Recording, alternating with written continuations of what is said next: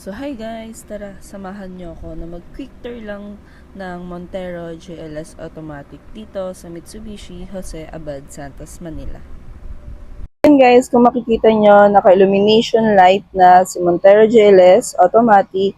Actually guys, equip lang sa illumination for GLS and Black Series Automatic.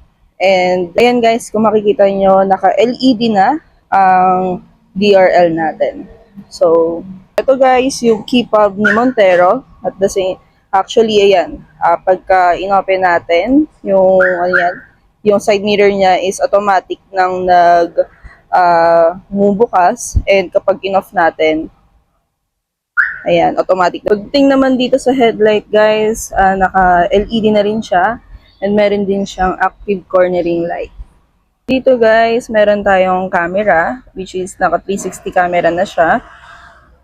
360 camera natin guys, available for Montero GLS Automatic and Black Series only. Naman guys, sa side ng size ng wheels natin for Montero is meron tayong 18-inch alloy wheels. At the same time, meron din tayo ditong camera sa side mirror, which is yun nga, equipped for 360. Ayan. Of course, guys, naka-integrated na rin po yung signal light niya dito sa side mirror for Montero natin. Kung kanina guys, na-unlock and lock natin yung unit kanina using this key fob, pwede rin siyang gamitin using this KOS. So, in 70 cm, kailangan yung layo natin para at least magamit natin yung KOS. So, si KOS, actually, basta nasa 70 cm lang yung layo, pwede lang natin siyang pindutin dito. So, ayan. Not using this key fob. So, ito lang yung pinindot natin, guys, para mag-open si unit. So, actually, guys, na-sense niya na yung key fob is within 70 cm lang. At sobrang lapit lang natin sa unit na to. Kaya, ayun. So, ito yung interior ni Montero GLS Automatic.